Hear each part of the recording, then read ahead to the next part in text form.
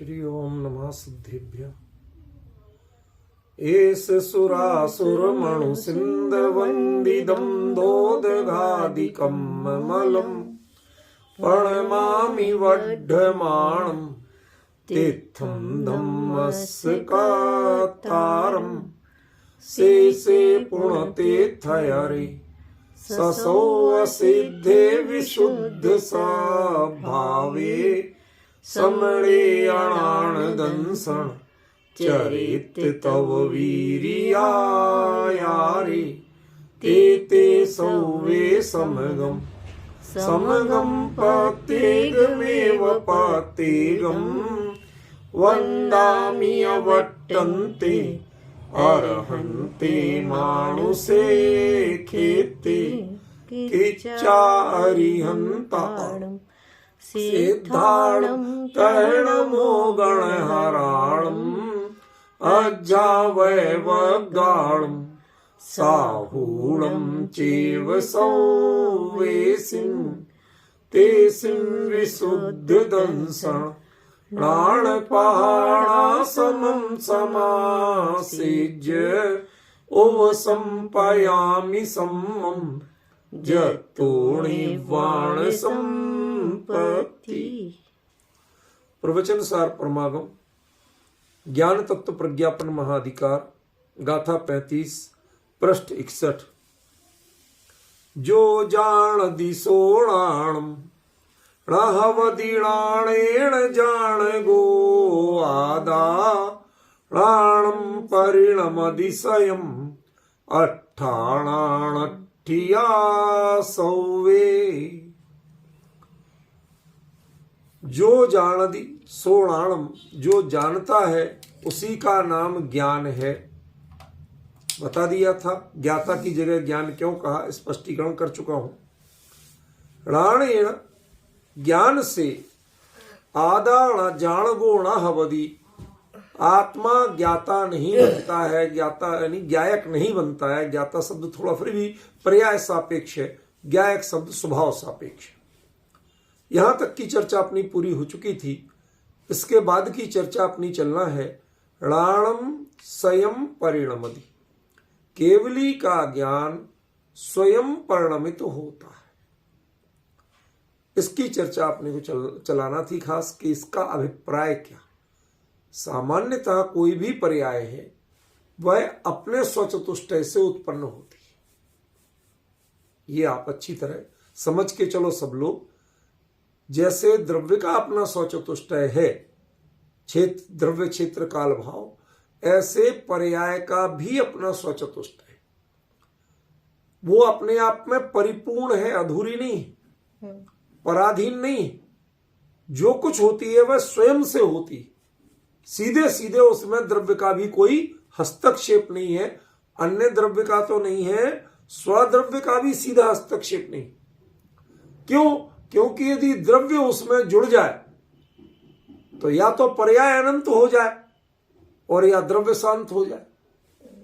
शांत माने सा अंत, अंत सहित। शांत माने पीसफुल नहीं समझ लेना, नहीं तो समझने वाले कई ज्ञाता लोग कुछ का कुछ समझ लेते हैं कि आप इन्हें कहा तो द्रव्य शांत हो जाए, तो वो अर्थ नहीं, ठीक है ना। और ना वो अर्थ है कि जैसे वो शांत हो गए मतलब कोई निपट जाए तो उसको भी कहते हैं। तो ऐसे उल्टे सीधे अर्थ मत लगाना। यहां जो अभिप्राय है वही लेना। अनंत और अनंत का विपरीत शांत, ठीक है ना, वो अभिप्राय है मेरा। तो क्या कहा फिर से कि यदि द्रव्य और पर्याय परस्पर संबद्ध हो जाए, जुड़ जाए, तो दो में से एक न एक समस्या आएगी। या तो द्रव्य वह शांत हो जाएगा पर्याय के साथ, अंत सहित हो जाएगा, और या पर्याय अनंत हो जाएगी, क्योंकि अब दो में से एक न एक का तो स्वभाव हावी होगा। तो यहां पर यही मानना पड़ेगा कि प्रत्येक पर्याय अपने स्वचतुष्टय में है। इसका एक महत्वपूर्ण पक्ष और भी है। जो हम क्रमबद्ध पर्याय की बात करते हैं, वह पर्याय का जब हमने चर्चा की थी तो बताया था कि पर्याय अपने काल में सदा विद्यमान रहती है, नहीं तो केवली उसे जाने कैसे। यदि पर्याय वास्तव में नष्ट हो गई हो तो उसे जाने कैसे, समझ गए? फिर तो उनका ज्ञान मिथ्या हो जाए। तो वो उस काल को जानते हैं, तो उस काल की पर्याय को भी जानते हैं। समझ गए? तो मतलब पर्याय का अपना स्वकाल है, तो स्वकाल है तो स्वद्रव्य भी, स्वक्षेत्र भी। अकेला काल और भाव ही नहीं है पर्याय में, द्रव्य और क्षेत्र भी। अब वो द्रव्य क्या है, क्षेत्र क्या है, ये सब कोई दृष्टांत पे ही स्पष्ट होगा, तो ऐसे नहीं बताया जा सकता, क्योंकि ऐसे द्रव्य में आप वही द्रव्य ले लेंगे, तो वो पर्याय का स्वद्रव्य कहां रहा, वो तो द्रव्य का स्वद्रव्य हुआ ना। इसलिए अभी वो चीज हम थोड़ा सा छोड़ रहे हैं, क्लियर होगी, आज ही हो जाएगी, लेकिन अभी पहले मुद्दे की बात देखो कि पर्याय का भी अपना स्वचतुष्टय, और स्वचतुष्टय है तो वह अपने आप की महारानी है, वह किसी की गुलाम नहीं। तो जब सभी द्रव्यों की सभी पर्यायें अपने स्वचतुष्टय के साथ होती हैं स्वयं, तो इसका मतलब वो स्वयं परिणमित होती, उनको कोई नहीं कराता। तो जब उनको कोई परिणमित नहीं कराता, तो यहां पर जो कारणम परिणमति स्वयं, ज्ञान स्वयं परिणमित होता है, तो उसमें नई बात क्या है? महाराज आप ये बात कह क्यों रहे हो? अब प्रश्न समझ में आया सचिन? क्या कहना चाहता हूं मैं कि जब सभी द्रव्यों की सभी पर्यायें अपने स्वचतुष्टय में परिणमित होती हैं, किसी के पराधीन नहीं है, कोई उसमें हस्तक्षेप नहीं कर सकता, तो ज्ञान स्वयं परिणमित होता है, इसमें नई बात क्या हो? वो तो होता ही है, सभी का ज्ञान होता है। यही अंतर बताने के लिए आचार्य ने यहां ये बात कही।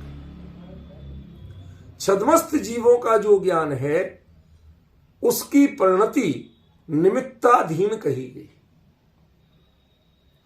केवली के ज्ञान की परिणति निमित्ताधीन नहीं। किसी भी कर्म के उदय, उपशम, क्षय, क्षयोपशम, ना तो इनकी किसी की अपेक्षा है उसे, ना ही प्रकाश आदि की अपेक्षा है उसे, यहां तक कि उस पदार्थ की भी अपेक्षा नहीं।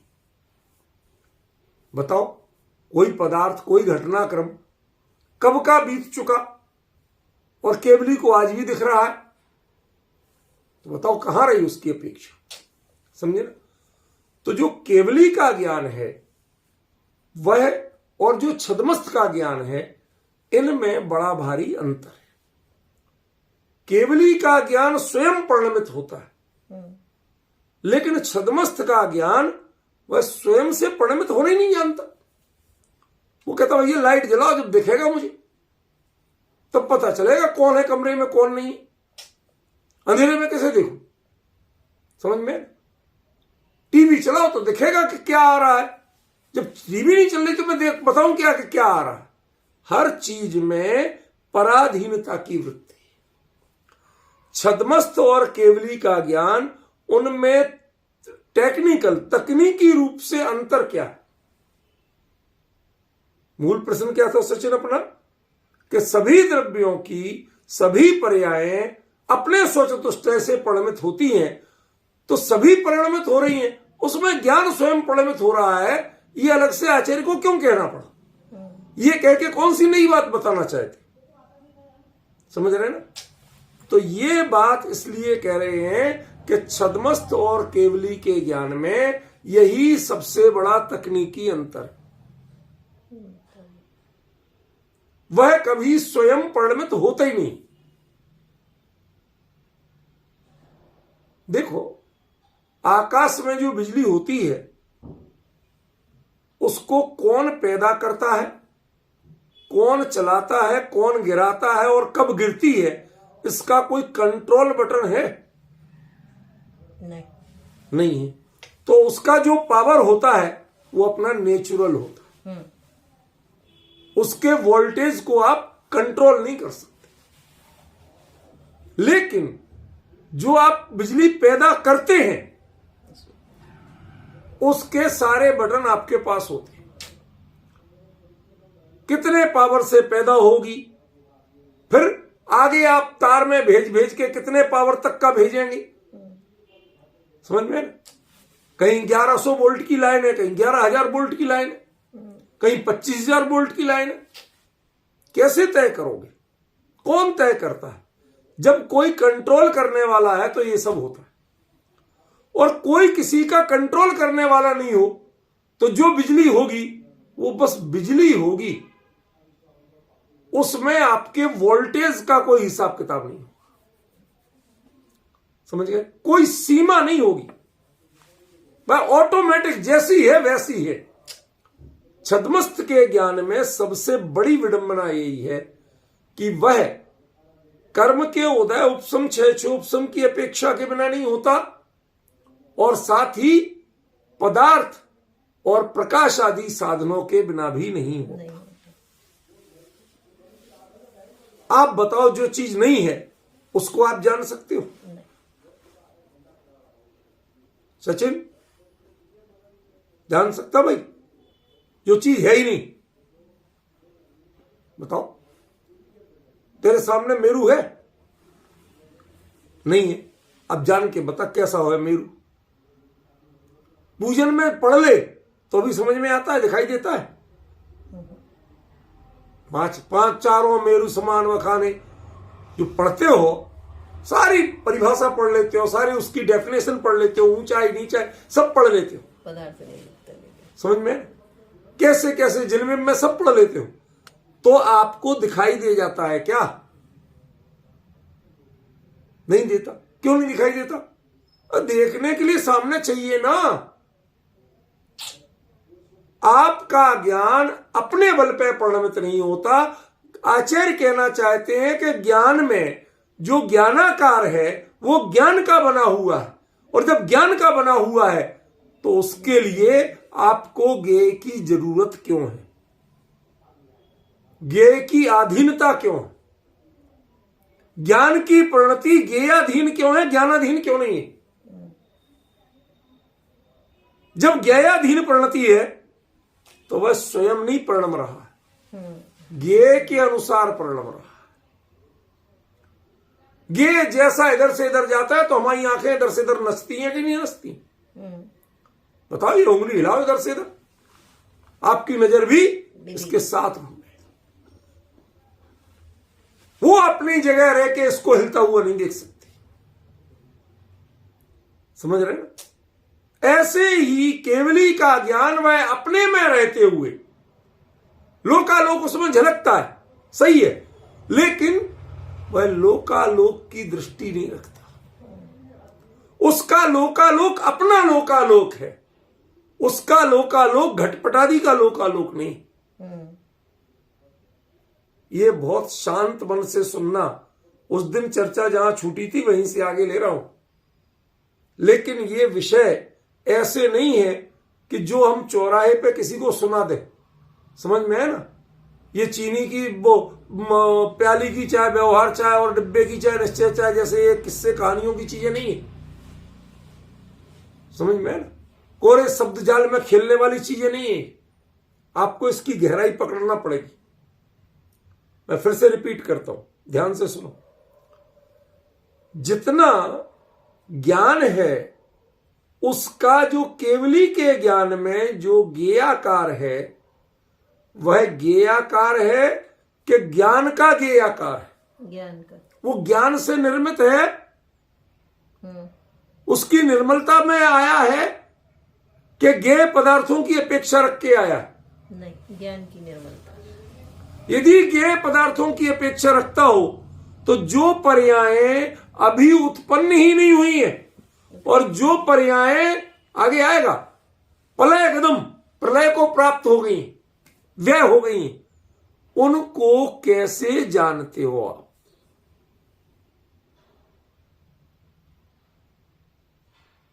जो बच्चा अभी पैदा ही नहीं हुआ उसकी वीडियो आप देख रहे हैं, हाउ कैन इट पॉसिबल?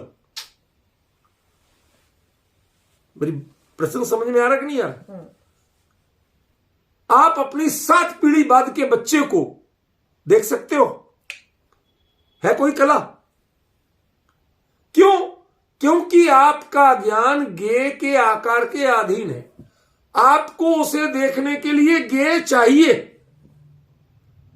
और केवली के ज्ञान को ज्ञेय नहीं चाहिए। वो ज्ञेय के अधीन नहीं है। पॉइंट समझ में आ रहा कि नहीं आ रहा? असल में ये रहस्य की बात थी जो उस दिन खुल नहीं पा रही थी, समझे ना। इसलिए मैंने उस दिन थोड़ा छोड़ दिया था, समय भी कम बचा था, लेकिन 2-4 मिनट छूट जाए कोई बात। उपयोग तो एकाग्र होना चाहिए, विषय पकड़ में आना चाहिए। कभी कभी होता है विषय क्लियर होते हुए भी सही शब्दावली नहीं मिलती, एक्यूरेट शब्द मिल जाए तो फटाफट समझ में आ जाता है। आज वो चीज क्लियर है। फिर से रिपीट करता हूं, ज्ञान के लिए ज्ञेय आकार की यदि अपेक्षा है तो इसका मतलब है कि वह ज्ञेय को जान ही नहीं सकता। क्यों? क्योंकि वह स्वयं परिणमित नहीं कर रहा है। ज्ञेय की आकार की अपेक्षा है ना, ज्ञेय आए तो मैं जानू, ज्ञेय ही नहीं आ रहा मैं कैसे जानू, लाइट नहीं आ रही मैं कैसे देखूं, समझ में है ना। वस्तु और निमित्त, इनकी अपेक्षा, निमित्त आभ्यंतर भी होते हैं और बाह्य भी होते हैं, 3 चीजें लेना। ज्ञान की पराधीन परिणति, उसमें 3 चीजें। पहली तो ज्ञेय, ठीक है। फिर 2 तरह के निमित्त, एक भीतरी निमित्त, कर्म का उदय उपशम क्षय उपशम, बाहरी निमित्त प्रकाश आदि। अब समझे, इन 3 की अधीनता, ये 3 पर हैं। जो वस्तु ज्ञान में झलक रही है, यदि उस वस्तु को तुम्हें ज्ञान में उसको झलकाने के लिए उस वस्तु की अपेक्षा है तो वो वस्तु तो पर है। तुम ज्ञान में जिसे जान रहे हो, जानो, वो पर नहीं है तुम्हारा। आज लोग कहां हैं? 2-3 लोग तो दिख रहे हैं, बाकी के दिख नहीं रहे। मैं आज इतना बड़ा रहस्य बताने जा रहा हूं, बोलते बोलते मेरे रोमांच हो रहा, इतना गजब का रहस्य बताने जा रहा हूं। थोड़ा से ध्यान से सुन लो। क्या? केवली के ज्ञान में जो ज्ञान के आकार हैं वो ज्ञेय के आकार नहीं है, वो ज्ञान के आकार हैं। जो लोकालोक का ज्ञान उन्हें होता है उसके लिए लोकालोक के पदार्थ और पर्याय की जरूरत नहीं है उन्हें। यदि जरूरत हो तो ज्ञान कैसा कहलाए? पराधीन कहलाए। और पराधीन ज्ञान कभी भी सबको नहीं जान सकता। उसकी हमेशा वो आंख सिकुड़ती जाएगी, पुतली सिकुड़ती जाएगी, वो बहुत थोड़ा जान पाएगा। केवली के ज्ञान में 18 सव्वे, सभी पदार्थ जो ज्ञान में स्थित हो जाते हैं वो ही नहीं है जो अभी है। जो अभी नहीं है माने पर्याय भी तो पदार्थ है ना, जो नहीं है वो भी उनके ज्ञान में स्थित होते हैं। क्यों? क्योंकि उनका ज्ञान स्वयं परिणमित होता है। उनका ज्ञान ज्ञेय के अधीन परिणमित नहीं होता। ज्ञेय के अधीन ज्ञान परिणमित हो तो कौन शब्द सब्र किया करो, तो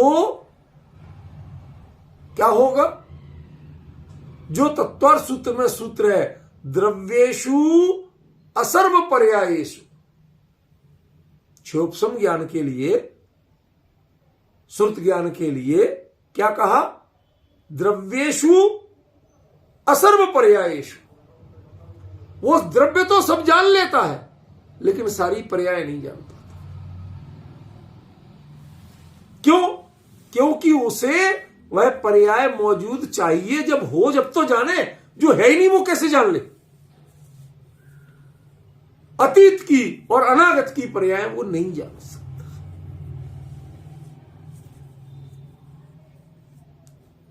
क्यों? जितना चाहे बड़ा क्षोभसम हो, गणधर जितना क्षोभसम हो, 4 ज्ञान के धारी हो, चारों उत्कृष्ट, तो भी वो चारों छायोपशमिक ज्ञान है। वो पराधीन हुए बिना जानते ही नहीं, भले ही उन्हें चश्मा नहीं लगाना पड़ता हो। जैसे हम लोग चश्मा लगा के देखते ना, उन्हें चश्मा नहीं लगाना पड़ता हो, मानता हूं मैं,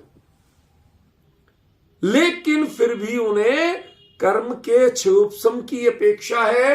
ये आभ्यंतर करना चाहिए और बाहर में उतने ही जान सकते हैं कि जो मौजूद है, जो वस्तु में वर्तमान है। लेकिन जो वस्तु में अभी वर्तमान नहीं है, उसको भी जो जाने, वो मात्र केवल ज्ञान जान सकता है जो स्वयं परिणमित होता है, जो किसी के परिणमाय परिणमित नहीं, जिसके परिणमन को किसी भी साधन की अपेक्षा नहीं है, किसी भी ज्ञेय पदार्थ की अपेक्षा नहीं है, जिसके परिणमन को कोई ना आभ्यंतर करना चाहिए ना बाहरी करना चाहिए। आई एम नॉट श्योर कितने लोग बात को पकड़ पा रहे हैं कि मैं क्या कहना चाहता हूं। मैं माने आचार्य क्या कहना चाहते हैं। वो कहते हैं जो ज्ञान स्वयं परिणमित होता है उसमें सभी पदार्थ, ध्यान रखना है, सभी पदार्थ माने उत्पाद, व्यय और द्रव्य, जितना अनादिकाल से जो जो उत्पाद व्यय हुए हैं और जो भविष्य में होंगे, वो सभी परिणामों सहित उसका नाम है पदार्थ। समझ में आया? आचार्य ने अर्थ शब्द का प्रयोग किया। उत्पाद व्यय द्रव्युक्तम सत, जो सत कहा है वो सभी सत उसमें विद्यमान होते हैं। वो लोक में विद्यमान नहीं है, लेकिन उसमें विद्यमान है। एक बात बताओ, एक व्यक्ति आज केवली हुआ तो जो बातें हो चुकी उनको बिल्कुल स्टार्टिंग से जानेगा कि नहीं जानेगा? अच्छा, उनको, उनमें से कुछ को उसने अपने क्षयोपशम ज्ञान से भी तो जाना था। अरे सबको नहीं जाना था, आधा %, 1%, 1/4%, अरे जहां रहा उतना तो जानता था ना। जिस घर में रहते हो उस घर को तो जानते हो आप, जो किताब पढ़ी है उसको तो जानते हो आप। तो जो वो जानता था और अब जान रहा है, इन दोनों की परिणति में भिन्नता है कि समानता है। उसी पर्याय को पहले आप जान रहे थे, उसी पर्याय को अब केवली होके जान रहे हो। दोनों का ज्ञान एक जैसा है क्या? दोनों की निर्मलता एक जैसी है क्या? पहले उंगली ऐसे, हथेली ऐसी दिख रही तो ये दिखती थी, ये पता नहीं इसके अंदर क्या है, ये पता नहीं। लेकिन अब केवली के ज्ञान में एक अणु, रेणु, परमाणु सब कुछ क्लियर।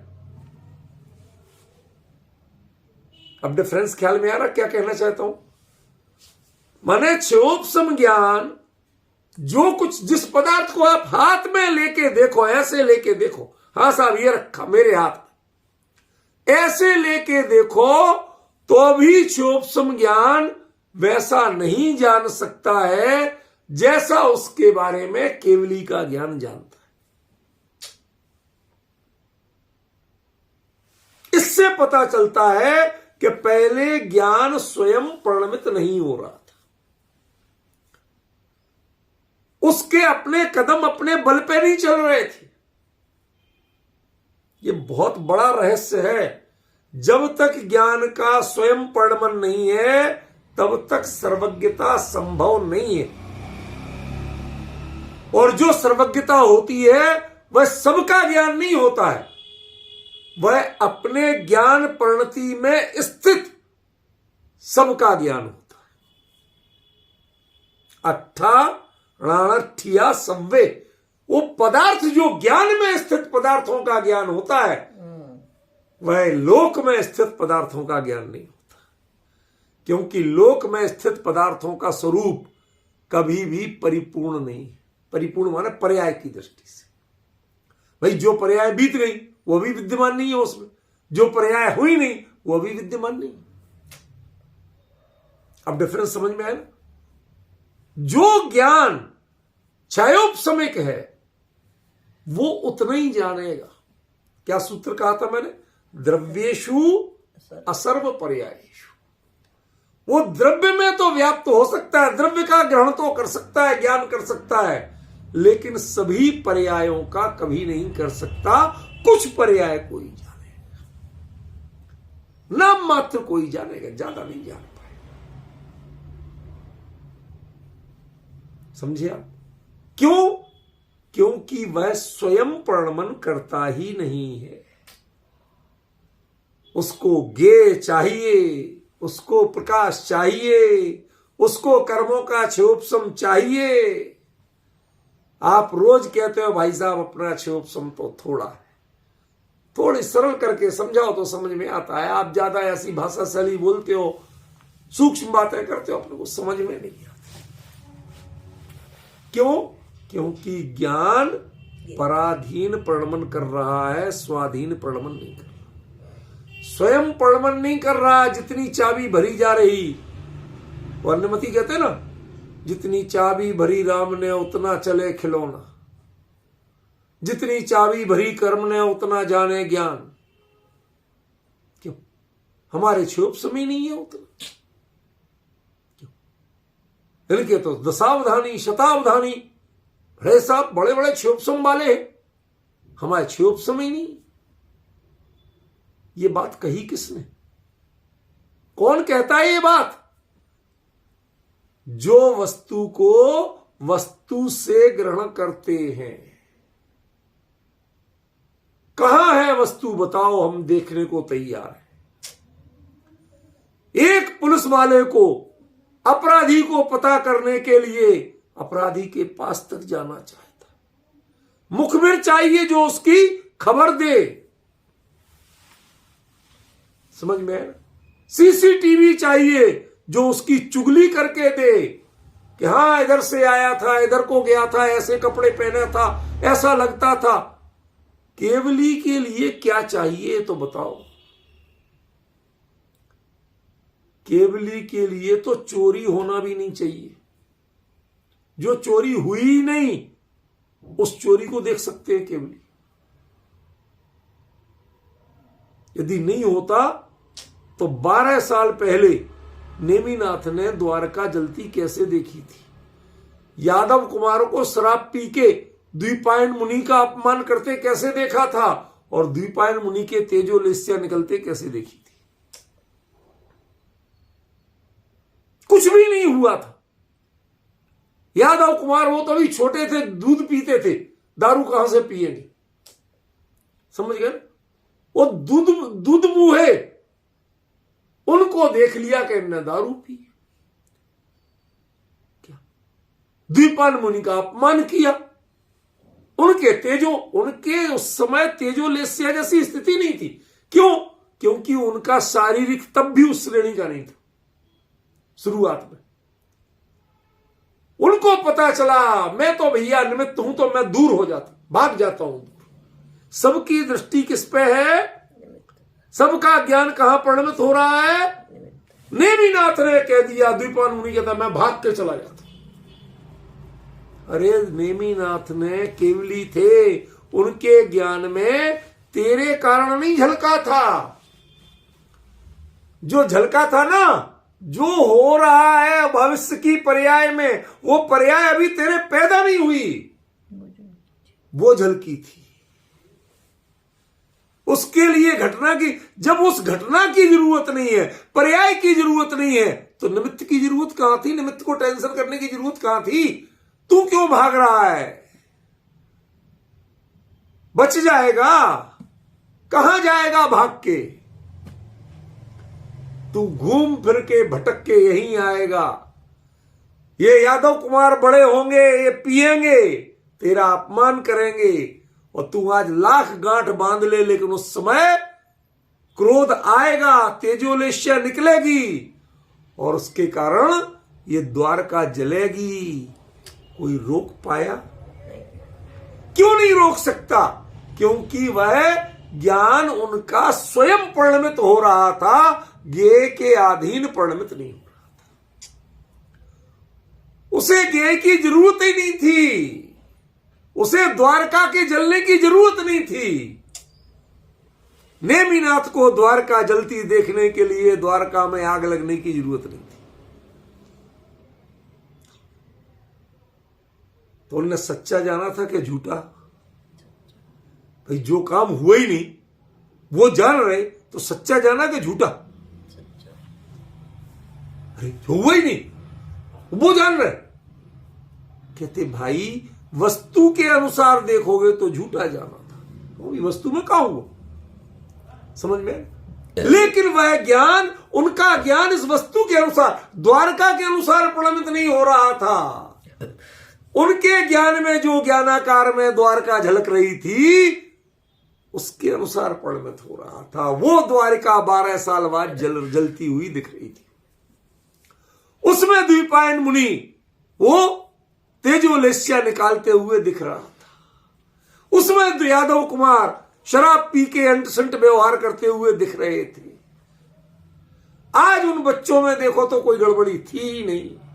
दूध पीते बच्चे थे, दारू पीते बच्चे नहीं थे। फिर नेमिनाथ ने कैसे देख लिए? उनकी माए कहती मेरे दूध मुए बच्चों को, दूध पीते बच्चों को नेमिनाथ आपने दारू पीते कैसे देख लिया? ये तो गलत है, जो बात है ही नहीं वो आप कैसे जान सकते हो? तो नेमिनाथ क्या कहेंगे? राणम परिणमदिशयम्, मेरा ज्ञान स्वाधीन परिणमन करता है, पराधीन नहीं। उसके लिए ज्ञेय में वैसा घटनाक्रम घटित होने की कोई जरूरत नहीं। वो होगा उस समय, आज जरूरत नहीं है, फिर भी मैं उसे जान सकता हूं। क्यों? क्योंकि मेरा ज्ञान ज्ञेय के अधीन परिणमन करता नहीं है। वह मेरा ज्ञान मेरे ज्ञान के अधीन परिणमन करता है। राणम परिणमदिशयम्, वह स्वयं परिणमन कर रहा है। मैंने कब कहा कि मुझे ज्ञेय की जरूरत है? मैंने कब कहा कि द्वारका में आग लग गई है? मैंने कब कहा कि तुम्हारे लड़के आज दारू पी रहे हैं? मैंने कब कहा कि द्वीपायन मुनि आज तू तेजोलेस्या निकाल रहा? मैंने तुम्हारे ऊपर आरोप कब लगाया? मेरे ज्ञान में ये झलक रहा है, जो झलक रहा है वो मेरे ज्ञान के बने हुए पदार्थ हैं। 18 सव्वे, जो पर्याय पदार्थ ने जिस परिणमन को आज भोगा नहीं है, जाना नहीं है, केवली के ज्ञान में वो सब प्रत्यक्ष हो रहा। क्या? जिसके बारे में पदार्थ को अभी संवेदन नहीं हुआ, जिस पर्याय का पता पर्याय पदार्थ को नहीं है, उस पर्याय का पता केवली को है। क्यों?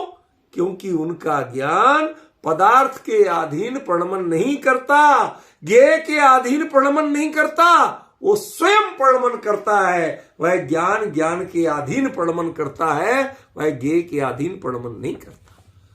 वह अंतरंग या बहिरंग निमित्त के अधीन परिणमन नहीं करता। आप जितना जो कुछ ज्ञान का स्वरूप जानते हो उसमें अंतरंग निमित्त भी चाहिए, बहिरंग निमित्त भी चाहिए, और साथ में ज्ञेय भी चाहिए। आपकी सत्यता, शांति भाई, आपकी सत्यता ज्ञेय से होती है। अभी तक हम सत्य की क्या परिभाषा बनाते?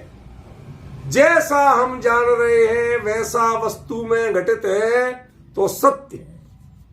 तो नेमिनाथ ने जो जब जाना था 12 साल पहले, तो 12 साल पहले वो द्वारका जल रही थी कि नहीं जल रही थी? तो बताओ सत्य हुआ कि नहीं हुआ? बताओ। आपकी परिभाषा यही है ना कि सत्य किसे कहते हैं? कि सत्य वस्तु पर आधारित है, आपकी भावनाओं के पर आधारित सत्य नहीं है। आपको पसंद है या नहीं है इसलिए कोई बात सत्य नहीं होगी। वस्तु को पसंद होना चाहिए, वस्तु में वो विद्यमान होना चाहिए। तो नेमिनाथ ने जब जाना था तब द्वारका में आग विद्यमान नहीं थी, यादव कुमारों के मुंह में शराब विद्यमान नहीं थी, उनकी बुद्धि भ्रष्ट नहीं हुई थी, और द्वीपायन मुनि के तेजोलेस्या भी नहीं थी,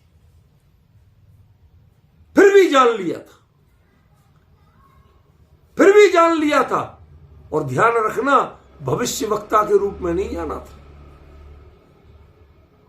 मैं कह रहा हूं तब वो उनके ज्ञान में प्रत्यक्ष था। तो जो चीज वस्तु ने नहीं जानी है, जो वस्तु ने नहीं भोगी है, जो वस्तु में घटित नहीं हुई है, उसको ज्ञान कैसे जान सकता है? कहते वही ज्ञान जान सकता है जो ज्ञेय के अधीन प्रणमन करता ही नहीं। अब मुझे समझ में लगता है, आज यदि स्मरण कर रहा हूं मैं हर्षवर्धन जी, जो बाबूजी के बड़े दामाद हैं औरंगाबाद वाले, कहते कि मेरे से प्रश्न किया गया, अब मैं नाम नहीं बताऊंगा किसका, कि साहब वो बाबूजी ने ज्ञान को स्वप्रकाशक कहा, पर को पर प्रकाशक नहीं कहा, ये क्या चक्कर है? सारी जिनवाणी सुपर प्रकाशक कहती, उन्होंने स्वप्रकाशक कह दिया, क्या चक्कर है? अरे भाई, लोकालोक को नहीं जानेंगे तो भी काम नहीं है, तो भी आप किसके बारे में बोलोगे? ये द्वादशांगी जिनवाणी कहां से बनेगी? अच्छा, एक और मजे की बात बताओ, नाराज तो नहीं होगे? शांति भाई, आप पक्की प्रॉमिस करना नाराज नहीं होगा, पक्का? चलो, आज आपने हिम्मत दे दी तो अब आपसे पूछ रहा हूं, सीमंदर परमात्मा पक्के केवली तीर्थंकर सर्वज्ञ है ना? है? मैं कहता हूं कि वो लोकालोक को नहीं जानते।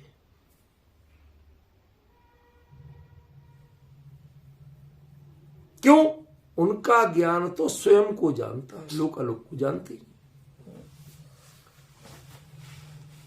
तो उनके जितने भी वहां भी शास्त्र यदि लिखे जा रहे होंगे, उनके गणधर जो द्वादशांग बना रहे होंगे, उसमें जैसा वो अपने स्वरूप को जान रहे हैं, जैसा अपने स्वरूप का अनुभव कर रहे हैं, उसका वर्णन आया है उनकी दिव्य ध्वनि में, कि भव्य जीवों के मन में क्या क्या जिज्ञासाएं हैं, उनके उत्तर रूप वर्णन आया। वो जो जान रहे हैं, मुझे अपने स्वरूप का कैसा अनुभव हो रहा है, ऐसा वर्णन किसी केवली ने भी नहीं किया, तीर्थंकर ने भी नहीं किया, और अनुभवी ने भी नहीं किया। छदमस्त से लेके केवली तक सबको ले लिया ना, किसी ने नहीं किया। क्यों? क्योंकि जो प्योर स्वप्रकाशकपना है, उसके लिए बोलने की जरूरत नहीं है, वो बोलने का विषय ही नहीं है, शब्द उसको ग्रहण कर नहीं सकता, शब्द उसको व्यक्त कर नहीं सकता।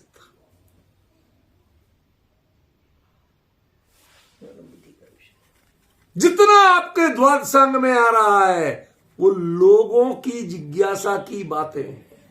आप क्या क्या पूछ सकते हैं, आपको क्या क्या जिज्ञासा हो सकती है, उन सबके उत्तर द्वादशांग में हैं। लेकिन भगवान को जो अपना स्वरूप अनुभव में आ रहा है, वो द्वादशांग में वर्णित नहीं है।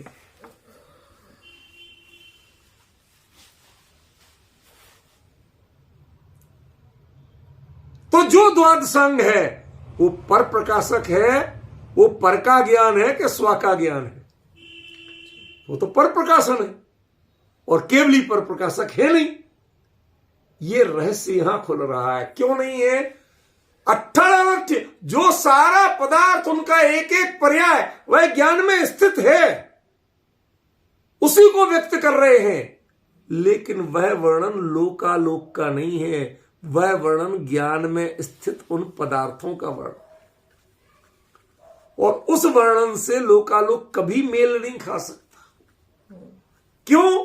क्योंकि इसमें अनादिकाल से अनंत काल तक की सारी प्रणतियां विद्यमान हैं, जबकि वस्तु में अनादिकाल से अनंत काल तक की सारी प्रणतियां विद्यमान नहीं।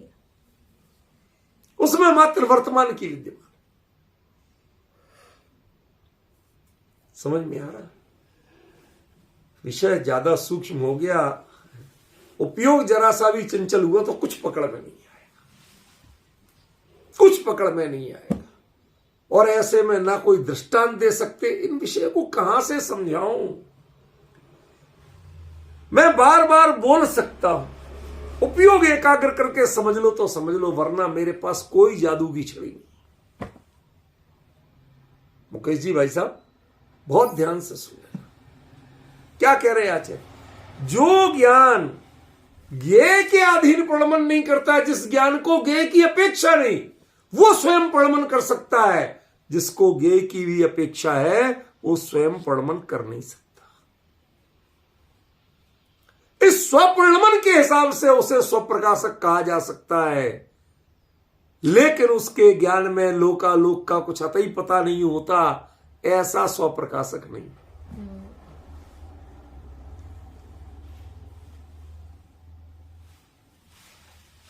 कितना बड़ा चमत्कार है, जो जिस पर्याय को उस वस्तु ने आज तक नहीं जाना, जिस पर्याय को उस वस्तु ने आज तक नहीं जाना। आप सोचिए जरा,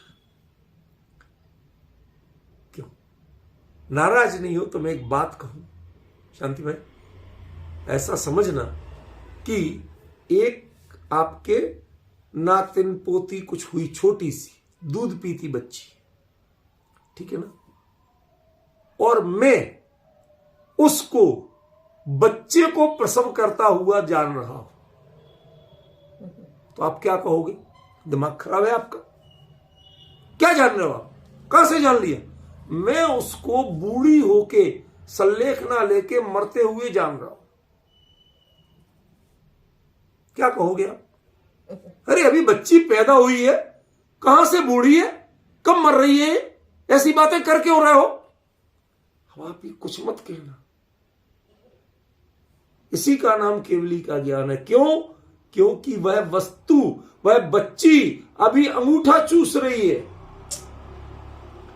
चलना नहीं जानती है, लेटे लेटे ही सब कुछ करती है, 6 महीने की है, और मैं उसे 96 साल की देख रहा हूं। भैया सच्चा देख रहा हूं कि झूठा? वो सच्चा सच्चा क्यों है? क्योंकि वह ज्ञेय के अधीन प्रलमन नहीं है। उसमें जो दिख रहा है मुझे, वो मेरे ज्ञान का निर्मित आकार है, वह ज्ञेय की प्रणति का गुलाम नहीं है। मेरा ज्ञान स्वयं प्रलमन कर रहा है, वह ज्ञेय के अनुसार प्रलमन कर ही नहीं रहा। भाई साहब, जिसका ज्ञान ज्ञेय के अनुसार प्रलमन करे वो कभी सर्वज्ञ नहीं हो सकता। क्यों? क्योंकि जो चीज अभी ज्ञेय में ही नहीं है। आपने तीर्थंकरों के भव तो सुने हैं ना, कौन किस भव में क्या थे? क्यों? महावीर स्वामी पुर्रवा भील थे कि नहीं थे किसी भव में?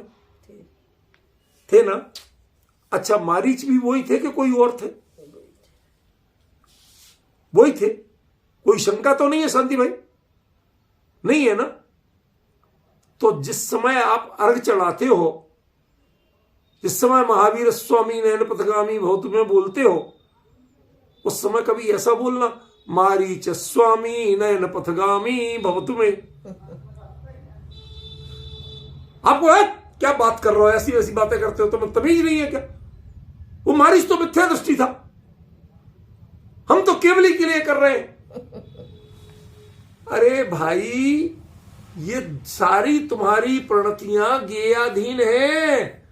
तुम्हारे लिए महावीर मात्र केवली मुद्रा में है, लेकिन उस वस्तु ने वो दिन भी देखे हैं और आगे सिद्ध दशा भी देखी है। आपने तो मात्र अनंत दशा के ही अर्घ चढ़ाए। रोज महावीर स्वामी की पूजा करते हैं, 5 कल्याण। सिद्धों के कल्याणक होते हैं क्या? होते नहीं होते? तो पंचकल्याणकार कैसे चलाते हो, मुझे बताओ। इसका मतलब है कि आपके ज्ञान ने ज्ञेयाधीन परिणति ही देखी है। आप स्वीकार करने को तैयार नहीं हो कि जो मारीच है वो ही महावीर है, जो मारीच है वो ही सिद्ध है। ये आप स्वीकार करने को तैयार नहीं हो। भाई साहब, यदि ये स्वीकार हो जाए, यदि ये स्वीकार हो जाए तो शायद सूर्य कीर्ति का जो विवाद था वो खत्म हो जाए।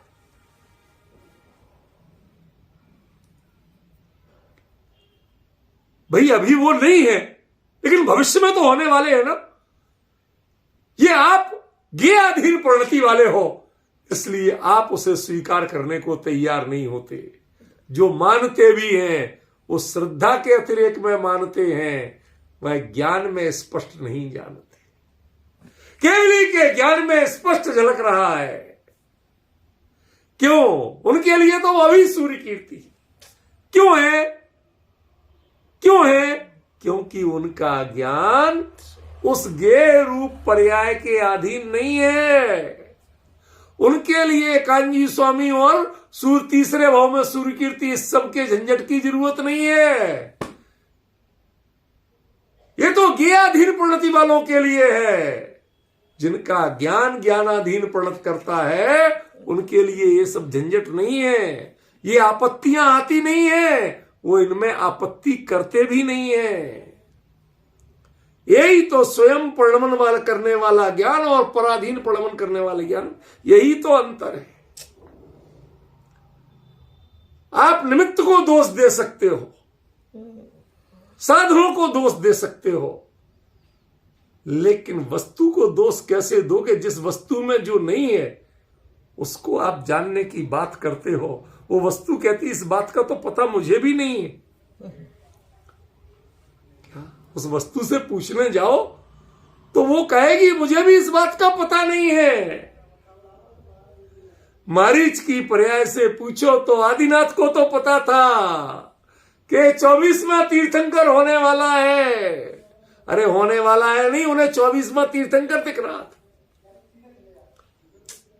लेकिन हमें नहीं समझ में आ रहा था।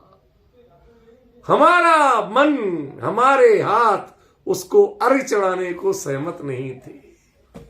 क्यों नहीं थे? क्योंकि हमारा ज्ञान ज्ञेयाधीन परिणमन करता है, स्वाधीन परिणमन नहीं करता। और आदिनाथ का ज्ञान स्वाधीन परिणमन कर रहा था, इसलिए उन्हें जो मारीच है वही महावीर है, वही सिद्ध है। इनमें कोई अंतर नहीं दिख रहा। अब समझ में आ रहा शांति भाई जब लिखते हैं, निश्चय भेद कछु है नाही, भेद गिने व्यवहार, भेद गिने संसार। जो निगोद में सोई मुझ में, सोई मोख मजार। वो तो द्रव्य स्वभाव ज्ञायक पड़े की अपेक्षा है, लेकिन केवली के ज्ञान में तो जो निगोद वाला है उसी समय वही जीव सिद्ध रूप में दिख रहा है,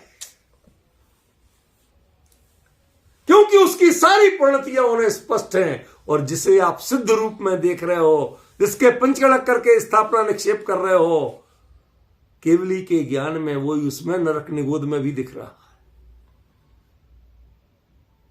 कि नहीं दिख रहा?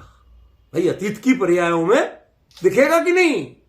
अरे साहब हम देख ले तो हम तो शायद अर्घ ही नहीं चढ़ा, अर्घ चढ़ाना दूर, हाथ नहीं जुड़े हमारा। शांति भाई, हमारे साथ तो गड़बड़ी होती है। हम जब साउथ के मंदिरों में कहीं जाते ना, तो पहले हम यूं यूं देखते हैं, पैर पे नाखून पे केसर तो नहीं लगी, कोई फूल वगैरह तो नहीं चढ़ा, इनका पंचामृत तो नहीं होता, क्योंकि इनके पंचामृत होता है ना, उनके छोटे मोटे चीटी वीटी चल रहे होते हैं, या थोड़े बहुत शरीर में जो बाहरी कलेवर है ना उसमें कहीं चिकनाई या कुछ ना कुछ दिखता है। समझ गए ना? तो हम लोग पहले ऐसे देखते हैं। क्यों? उनके प्रति डाउट है कि यहां गड़बड़ी होती है। हमारे हाथ ही नहीं जुड़ते, मुद्रा वही है, मुद्रा जिनेंद्र मुद्रा है वीतराग, लेकिन हाथ नहीं जुड़ते। जब पूरी तसल्ली हो जाती है, दक्षिण के मंदिरों में हम जाते हैं तो हम जहां पहले मूड़बिद्री रहे ना शांति में, तो वो हम 4 साल रहे, तो बड़ी परेशानी थी। तो हमारा ये था सुबह बिना दर्शन के तो पानी भी नहीं पीना, अब वहां कैसे पिए, तो देखते थे। तो वहां मूड़बिद्री में करीब 15-20 मंदिर है अपने दिगंबर जैन मंदिर, लेकिन चलता सब में वही 20 पंथ है। तो हमारे थे, जो ही हम सीढ़ी चढ़े और मंदिर के पुजारी ने देखा, उसने फटाफट फूल फल सब हटाए जो पुराने, बिल्कुल साफ कर दिया, आओ भाई सब दर्शन करो। जब वो मुद्रा दिखी तो हाथ जुड़े,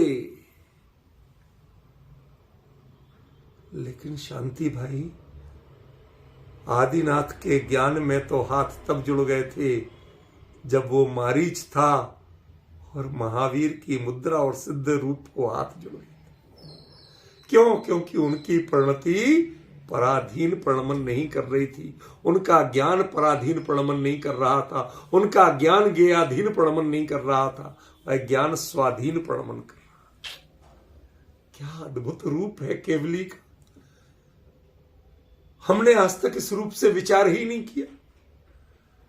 हम तो लोकालोक के ज्ञाता होते हैं कहते हैं, यदि लोकालोक को ही जान के बनना था तो पराधीन प्रणमन होता भाई साहब, वो स्वाधीन कैसे हो जाता? फिर लोकालोक के अनुसार होता, जो पर्याय विद्यमान होती उसके अनुसार जानते, जो है ही नहीं उसको कैसे जानते? फिर वह सर्वज्ञ कैसे होते? वे तो अल्पज्ञ हो जाते। समझ रहे हो? कितनी बड़ी बात बता दी आचार्य देव ने, इतना सा शब्द कह के कितना बड़ा मंत्र, कितना बड़ा रहस्य खोल दिया। प्राणम स्वयं परिणमदी, वो गे की और किसी गे की पदार्थ उसकी पर्याय की अपेक्षा उस ज्ञान को नहीं। मैं अपनी पर जो उस गे की पर्याय है वो भी मैं बना लूंगा और मैं अपनी बना के जान लूंगा, मुझे तेरी जरूरत नहीं। आजकल ऐसा हुआ, सच बता रहा हूं आपको।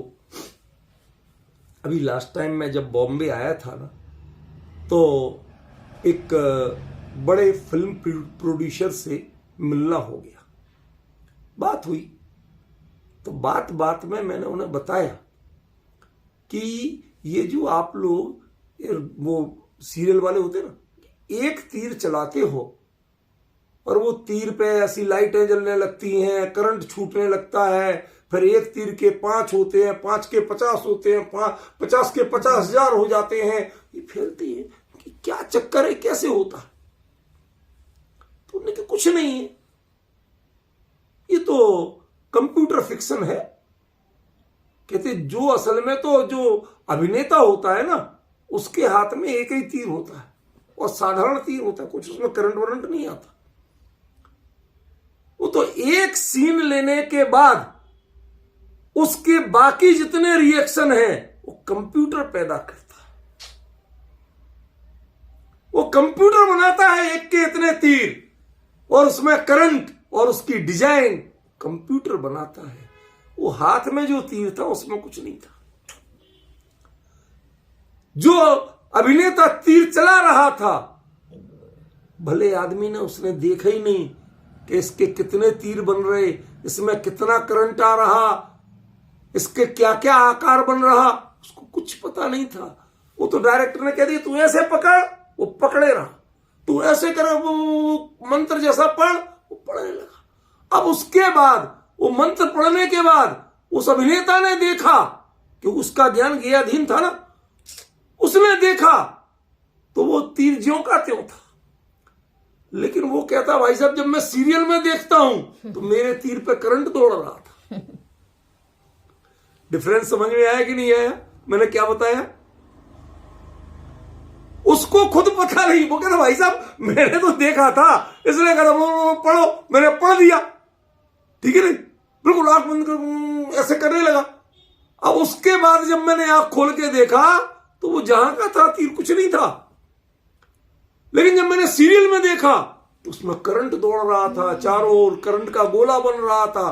फिर उसमें से 1 के 5 तीर हुए, 5 के 50 हुए, 50 के 50। मेरे तीर में तो कुछ हुआ ही नहीं था। कहते भाई वो जो टीवी पे दिखा रहे हैं ना वो कंप्यूटर दिखा रहा है, तेरा तीर नहीं दिख रहा है, वो सब कंप्यूटर की माया है, उसने बनाया है। ऐसे ही केवली के ज्ञान में जो लोकालोक दिखता है उसको लोकालोक की जरूरत नहीं है, वो सब उसके ज्ञान में निर्मित है लेकिन कल्पित नहीं है। क्यों? क्योंकि उसे ज्ञान को अनादि और अनंत काल का पता है, लेकिन वस्तु में वह अनादि काल और अनंत काल नहीं है, मात्र वर्तमान काल। द्रव्य तो शाश्वत है लेकिन पर्याय मात्र वर्तमान की है, ये अंतर है। इसलिए जिनका ज्ञान स्वयं परिणमित होता है वह सबसे पहले काल द्रव्य की समस्त पर्यायों को साक्षात्कार करते हैं, और काल द्रव्य की समस्त पर्याय जो ही साक्षात होती हैं उनमें हर द्रव्य की, हर काल की पर्याय साक्षात्कार हो जाती है। लेकिन वो सब उन पदार्थों को देख के नहीं होती है, ज्ञेयाधीन प्रणति नहीं होती है, ज्ञान की प्रणति स्वाधीन होती है, तब ऐसा होता है। हमारी ये पूर्णता क्यों है कि हम ज्ञेयाधीन प्रणति करते हैं? हमारा ज्ञान ज्ञेय की अपेक्षा करता है, वह स्वयं परिणमित होना नहीं जानता। और केवली के ज्ञान में ऐसा क्यों हो जाता है चमत्कार? क्योंकि वह ज्ञेय की अपेक्षा नहीं करते हैं, वह स्वयं की अपेक्षा करते हैं, स्वयं की साधना से सिद्धि होती है। इसलिए उनका ज्ञान जब स्वयं परिणमित होता है तो अट्ठा सब्वे सारे पदार्थ आके ज्ञान में स्थित हो जाते हैं। कैसे स्थित हो जाते हैं ये कल होगा। अट्ठा सब्वे का स्पष्टीकरण कल आएगा। आज अकेली प्राणम पर्णमदि स्वयं इसकी चर्चा करना थी, वही हुई विशेष चर्चा।